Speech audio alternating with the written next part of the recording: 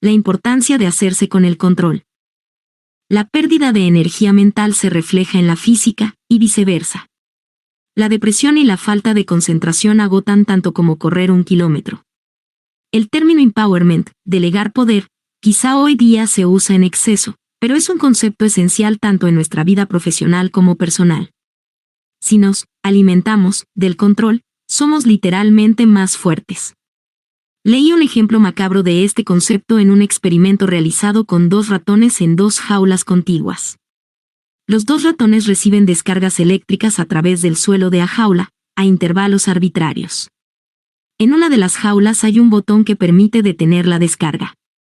Ambos ratones reciben las mismas descargas, pero el ratón en cuya jaula está el botón vive mucho más que el ratón que no tiene botón en la jaula. Cuando se enfrentan a hechos arbitrarios e incontrolables, incluso los ratones pierden la voluntad de vivir, y sin ella, el cuerpo no sobrevive mucho tiempo. Hoy se habla de la química del estrés, y de otras cuestiones que demuestran lo que ya sospechábamos, que el control tiene mucha importancia en las cuestiones mentales. Sentir que controlamos nuestro destino en el tablero de ajedrez, en la escuela, o en el trabajo repercute en el bienestar físico y mental. En un sentido amplio, eso significa mejor rendimiento. La revolución de la gestión, que empezó en la década de 1970, acabó con los estratos directivos y descentralizó el proceso de toma de decisiones de las corporaciones. Equipos pequeños con una relación más cercana a las fuentes de información pueden tomar decisiones mejores, más rápidamente y, además, están mucho más motivados. A menudo oímos las quejas de quien dice cargar con demasiada responsabilidad, pero la alternativa es mucho peor. Esa ligera sensación de alivio cuando alguien toma las decisiones por nosotros no dura mucho tiempo, especialmente si se trata de asuntos que influyen directamente en nuestra calidad de vida, aunque no sean necesariamente descargas eléctricas. A menudo nos dejamos llevar por el instinto y dejamos que las cosas sucedan a nuestro alrededor sin tomar las riendas. Es decir, actuamos por omisión, preguntándonos como mucho, ¿qué pasará si no hago nada?, en lugar de implicarnos. Esa forma de evitar responsabilidades responde al mecanismo del mínimo esfuerzo, que indefectiblemente nos aleja de nuestras aspiraciones. Romper el hechizo de la presión. Años de competitividad me habituaron a la tensión que conllevan todas las partidas y todos los torneos. Sin embargo, al principio de mi carrera no me resultó fácil. En enero de 1978, a los 14 años, siendo un niño prodigio ya mayorcito, participé en el torneo Memorial Sokolsky de Minsk con la esperanza de obtener una puntuación que me otorgara el título de maestro. Además, necesitaba continuar mi trayectoria de éxitos juveniles. Tras hacerme con 2 títulos nacionales consecutivos de la categoría junior, no conseguí ganar el título mundial para menores de 16 años, ni en 1976, ni en 1977. Entretanto, mi rival juvenil más directo, Artur Yusupov, acababa de ganar el mundial para menores de 20 años. Era muy inusual que se invitara a un jugador juvenil a disputar un torneo tan importante a otra república soviética, de Azerbaiyán a Bielorrusia en aquel caso. A mí me permitieron jugar. Gracias a la insistencia de mi mentor, Mikhail Botvinnik, y la reputación de los éxitos de ambos tuvo un papel crucial. Por tanto, yo tenía muchos motivos para estar nervioso ante la posibilidad de fracasar en aquella ocasión, y algunos de mis experimentados rivales también me asustaban un poco. Mi madre tuvo una idea. Gerik, me dijo el día antes de la primera ronda, puedes hacerlo muy bien, pero antes de cada partida quiero que memorices unas líneas del poema de Pushkin Eugene Onegin. Agudizará tus sentidos. Yo seguí sus instrucciones y con la ansiedad mitigada gracias a aquella pluma mágica, gané las primeras partidas y recuperé la confianza. Al final, no solo conseguí suficientes puntos para el título de maestro, sino que también gané el torneo, con una pequeña ayuda de nuestro poeta nacional. Estar un poco inquieto cuando se soporta mucha tensión es totalmente normal. Cuando hay que preocuparse es cuando empezamos a sentir indiferencia frente a nuevos desafíos. Si todo nos parece fácil, o no nos esforzamos lo suficiente o no nos motiva lo suficiente el desafío. Si no conservamos nuestra fuerza mental, no seremos capaces de responder cuando lleguen las contrariedades. Los músculos de la psique se atrofian con la falta de uso, igual que los físicos y los mentales. Si llevamos un tiempo sin experimentar la excitación nerviosa de intentar algo nuevo y desconocido, quizás sea porque llevamos tiempo evitándolo. Para conservar nuestras defensas, necesitamos una dosis regular de cambios y mantener el sistema nervioso en forma. Debemos mantener en forma nuestras defensas para cuando lleguen los fracasos. Es muy difícil aprender de una dura derrota y al día siguiente seguir pensando que somos los mejores. Es necesario tener mucha fuerza mental para equilibrar ese guión, que en cierto sentido resulta contradictorio, sobre todo después de una derrota especialmente devastadora. Nuestra teoría de la mente sobre la materia también puede volverse en contra nuestra si estamos convencidos de que las cosas no tienen futuro. Una derrota rápidamente conduce a la siguiente, y luego a otra. Eso puede suceder en un simple torneo o incluso en una trayectoria profesional, provocando que caigamos en la rutina del fracaso. Mantener la objetividad a la hora de la verdad. En el torneo del Campeonato del Mundo que disputé contra Karpov en 1986, en Leningrado, yo llevaba claramente la iniciativa, cuando de pronto encajé 3 derrotas seguidas y el torneo quedó empatado a 5 partidas del final. Tras la tercera derrota, en la partida 19, celebré una reunión de emergencia con mis preparadores sobre lo que había que hacer en la partida 20. Debía forzar unas tablas rápidas para recuperar la estabilidad o dedicarme a luchar como siempre.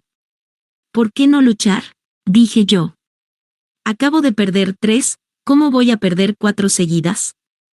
El gran maestro Mikhail Yurevich, que tenía muchísima experiencia tanto en el ajedrez como en los casinos, replicó: la suerte no funciona de ese modo. Cuando juegas a la ruleta, puedes perder muchas veces seguidas apostando siempre al negro. Es triste pero cierto, no tiene sentido creer que, si ahora te va mal, significa que más adelante te irá mejor. No existen balanzas cósmicas que al final se equilibran por sí solas. Seguí su consejo y rápidamente provoqué tablas en la partida 20, tablas en la 21, y luego, totalmente recuperado, conseguí una victoria aplastante en la 22, recuperé la iniciativa y conservé el título. Los casinos suelen colocar marcadores digitales junto a las ruletas en los que se ven claramente los últimos 12 números ganadores para que la gente crea que puede aprovechar esa información, cuando en realidad no sirve literalmente para nada. La ruleta no sabe qué cifra salió la última vez. Es muy peligroso autoengañarnos y creer que algo va a pasar, cuando no existe relación entre el pasado y el presente. Si no conseguimos deshacernos de esas pistas falsas, no hacemos más que actuar por superstición. En el mundo del ajedrez, donde el principio transitivo raramente se produce, se habla mucho del concepto de némesis personal. El jugador A puede vencer al jugador B, que derrota al jugador C, que vence al jugador A. Algunos jugadores son lo que llamamos buenos clientes, aparentemente les vencemos hagan lo que hagan. Yo mantuve muy buenas puntuaciones frente a muchos de mis mejores rivales, pero, sin duda Alexei Shirov era mi mejor cliente. En 12 años de enfrentamientos que sumaron unas 30 partidas, perdió 15 veces consecutivas, sin contar las tablas, sin ganarme ni una sola partida. Y al mismo tiempo, Shirov conseguía muy buena puntuación contra mi némesis, Kramnik. Tal grado de superioridad sobre uno de los jugadores de mayor talento entre la élite debe de tener una explicación más allá de los límites del tablero. Después de tantas derrotas, empezamos a dudar de la posibilidad de soñar siquiera con la victoria, y por lo tanto creamos nuestro destino y volvemos a perder. Tras su 13ª derrota, Shirov tuvo el ánimo de bromear y dijo que ya que el 13 era mi número de la suerte, claramente se había acabado mi racha. Aquel farol psicológico era una idea bastante buena, pero desafortunadamente a él no le dio resultado. Cuando dar lo mejor de nosotros mismos no es suficiente. Una derrota puede ser doblemente perjudicial si sentimos que hemos dado lo mejor de nosotros mismos y, aún así, hemos fracasado. Contradice las palabras de consolación de todos los padres cuyo hijo está en el equipo de fútbol que ha perdido. Has hecho todo lo que has podido. Se supone que saber que, aunque el resultado no ha sido positivo, no hemos podido hacer nada más hará que nos sintamos mejor. Y, sin embargo, alguien que aspira a ser el campeón del mundo no quiere oír que hizo todo lo que pudo y, sin embargo, le derrotaron justamente. Es más, ¿hay algo peor que eso? El soviético Andrei Soukelov y el norteamericano de origen ruso Gata Kamsky tuvieron que enfrentarse a esa cruel realidad en sus partidas contra Karpov, y en ambos casos el efecto fue devastador. Soukelov, de 23 años, Estaba jugando el mejor ajedrez de su vida en 1985 a 1986 y consiguió una impresionante puntuación en las preliminares al torneo por el título mundial. Después de ganar 2 torneos clasificatorios, se enfrentó a Karpov en la final del torneo de aspirantes en 1987. El ganador jugaría contra mí en el campeonato mundial. Para Sokolov fue más que encontrarse con la horma de su zapato. Fue incapaz de ganar una sola partida, y Karpov consiguió 4 victorias. Después de aquella debacle, Sokolov se convirtió en un jugador completamente distinto. El sol había derretido sus alas y cayó a la tierra. En los años siguientes consiguió resultados poco más que mediocres. Nunca más aspiró al título mundial, ni obtuvo buenas puntuaciones en los torneos de élite. Para añadir un apunte más optimista, hay que decir que hoy día Sokolov sigue jugando un ajedrez de buen nivel desde el plácido escenario de una vida en la Francia de provincias. La historia del último jugador norteamericano que llegó al nivel del campeonato del mundo es más y menos trágica a la vez. Gata Kamsky llegó mucho más lejos, pero su potencial y récord de éxitos hace que su caída fuera más dolorosa. Su padre le llevó a Estados Unidos en 1989 cuando era un adolescente, y su ascenso en el mundo ajedrecístico fue meteórico. En 1996 llegó a la final del Campeonato Mundial de la FIDE y se enfrentó a Karpov. Como ya he dicho anteriormente, en 1993 el aspirante Nigel Short y yo rompimos con la Federación Internacional de Ajedrez, con lo que se crearon 2 títulos mundiales, el título clásico, que yo conservé, y el título oficial, que otorgaba la federación, y que Karpov conservó durante un breve periodo. Nunca sabremos hasta dónde podría haber llegado Kamsky, que entonces tenía solo 22 años, si hubiera seguido con el ajedrez tras la apabullante derrota sufrida a manos de Karpov en aquel torneo. Pero él, o quizás su notoriamente irascible padre, decidieron que, si no podía ser el número 1 del ajedrez, debía dedicarse a otra cosa. Se retiró inesperadamente del juego y finalmente, se dedicó a las leyes, como había hecho su predecesor, Paul Morphy. Entretanto, Karpov, en la cumbre, era el ejemplo perfecto de alguien que conseguía ser totalmente objetivo, tanto durante como entre las partidas. Su frío pragmatismo le permitía jugar cada movimiento como si observara el tablero por primera vez. Nunca permitía que le distrajera un mal movimiento, o una partida perdida, o un resultado adverso. El mañana siempre traía un nuevo día para Karpov. Mi estilo, mucho más emocional, nunca me permitió una lógica tan expeditiva. Me dejaba la piel en cada partida y pagaba un fuerte peaje emocional por cada derrota. Contaba con mi enorme carga de energía para volver al tablero en la siguiente partida, descargando en un estallido toda mi ira y mi frustración antes de cargar de nuevo. Todos debemos encontrar la mejor forma de luchar contra el fracaso, aprender de ello y volver a la lucha con renovada fuerza. Intentar olvidar los fracasos del todo no es más que una receta para repetir los errores de los que nos negamos a aprender. Aspirantes al trono y errores fatales. Aparte del debate sobre quién es el mejor de todos los tiempos, una de las discusiones más populares de cualquier club de ajedrez, o actualmente en los foros de Internet, es quién se merece el dudoso honor de ser el mejor jugador que no tuvo el título mundial. A lo largo de la historia del ajedrez hubo grandes jugadores que se acercaron mucho, pero nunca llegaron al Olimpo. Esas figuras legendarias no carecían de talento ajedrecístico y muchas de ellas protagonizaron muchas partidas maestras e inolvidables. Cuando nos preguntamos por qué esos grandes jugadores nunca llegaron a la cumbre, debemos hacer algo más que encogernos de hombros y culpar al destino. Cada caso es distinto y, aunque no sepamos nunca cuál es exactamente el motivo, todos los casos nos permiten analizar en perspectiva los errores psicológicos. Los seguidores del enérgico jugador ruso Mikhail Chigorin no pueden argumentar que no tuvo su oportunidad. Disputó en 2 ocasiones el campeonato del mundo, contra Wilhelm Steinitz a finales del siglo XIX, y perdió en ambas ocasiones. A lo largo de su carrera, Chigorin se opuso a la sabiduría convencional, a veces de forma errónea. Nunca fue capaz de poner en práctica su creatividad desbordante. Demostrar su punto de vista era más importante para él que ganar. Y su falta de competitividad pragmática le impidió llegar a la cumbre. El caso de Chigorin nos enseña que no podemos sacrificar los resultados en aras de una creencia ciega en nuestros métodos, por muy innovadores que sean. Existe una fuerte tendencia, no necesariamente negativa, a responder a un revés diciéndonos a nosotros mismos que no hemos ido lo suficientemente lejos, que solo insistiendo un poco más allá en la misma dirección las cosas hubieran salido mejor. Debemos fiarnos de nuestro criterio interior para examinar los resultados desapasionadamente, dejar el ego a un lado, cuestionarnos nuestra postura. Si Chigorin hubiera sido capaz de dominar su imaginación tan solo un par de veces, el mundo hubiera tenido un campeón mundial ruso algunas décadas antes de Alexander Alekhine. Si un jugador de ajedrez debe ser perdonado por maldecir a la suerte, ese es Jacobo Rubinstein. Hoy día, casi 100 años después de que alcanzara la élite, la calidad de su juego sigue siendo irreprochable. Cierta falta de practicidad deportiva. Le salió muy cara en más de una ocasión. Rubinstein no quiso o no pudo valorar el hecho del torneo tanto como la partida en concreto, perdió la perspectiva general y corrió riesgos innecesarios. Pero sus errores más cruciales tuvieron lugar fuera del tablero. A principios del siglo XX, un aspirante al campeonato necesitaba carisma y habilidad para tratar con los promotores, además de talento para el ajedrez. A pesar de sus éxitos en numerosos torneos, Rubinstein nunca consiguió reunir el dinero necesario para desafiar a Emanuel Lasker.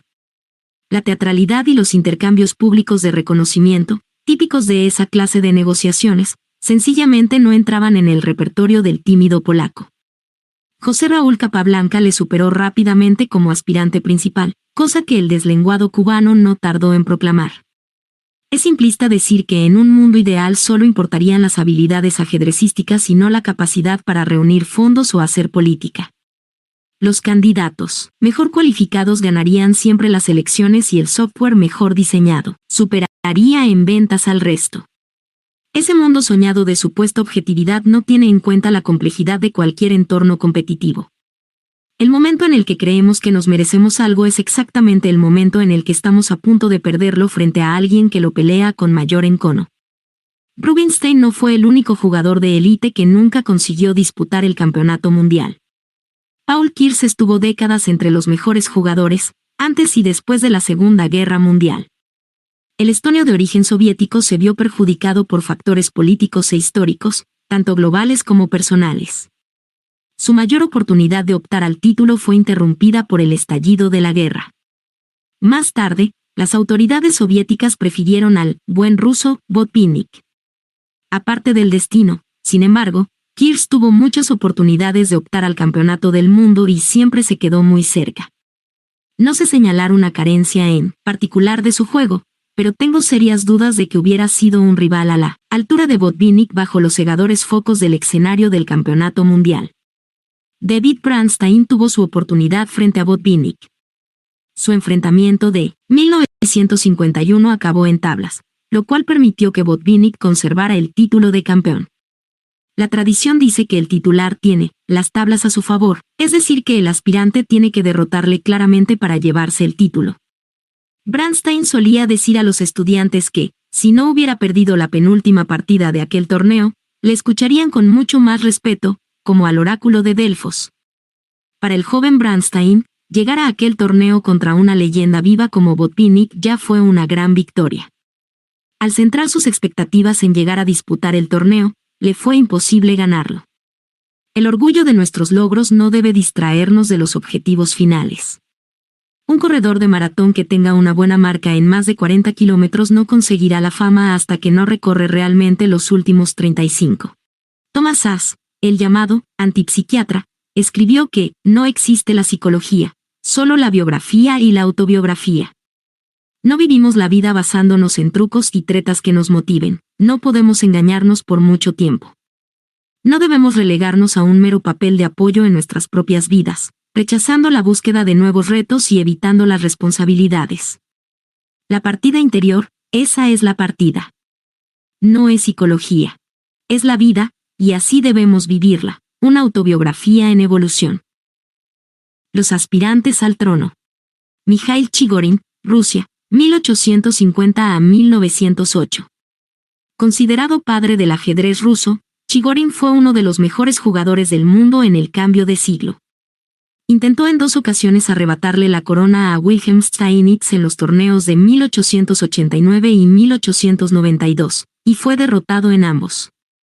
Su juego era enérgico y creativo, pero su ajedrez era demasiado inconsistente y su carácter demasiado indisciplinado para las exigencias del juego de campeonato. Chigorin tropezó, además, con las dogmáticas teorías de Steinitz, al insistir en que el ajedrez era demasiado rico para reducirlo a una normativa fija. Aparte de sus éxitos en torneos nacionales e internacionales, Chigorin contribuyó mucho a popularizar el ajedrez en Rusia. Fundó un club en su ciudad, San Petersburgo, y escribió y viajó mucho por su tierra natal. Akiver Rubinstein, Polonia, 1892 a 1961. El menor de 2 hermanos, nacido en una pequeña ciudad polaca que pertenecía a Rusia en aquella época, Rubinstein fue uno de los mejores jugadores del mundo durante 15 años. Su juego parecía no tener carencias. Hoy día muchas de sus partidas siguen considerándose como ejemplos del arte del ajedrez. Hasta que la Federación Internacional de Ajedrez consiguió el control en 1948, los torneos para el Campeonato del Mundo se organizaban entre el campeón y el aspirante, que inevitablemente debía conseguir un considerable apoyo económico. Rubinstein nunca fue capaz de reunir fondos suficientes para enfrentarse a Emanuel Lasker pese a conseguir muy buenos resultados durante mucho tiempo. Sus mejores años se vieron interrumpidos por la Primera Guerra Mundial. Cuando pudo retomar su carrera profesional, Rubinstein hubo de enfrentarse a nuevos contrincantes, entre los que se encontraba el gran José Raúl Capablanca. Rubinstein fue una figura frágil y sentimental, rasgos que le perjudicaron enormemente al final de su vida. Llegó un punto en el que después de hacer un movimiento, se escondía en una esquina de la sala a esperar la respuesta de su oponente.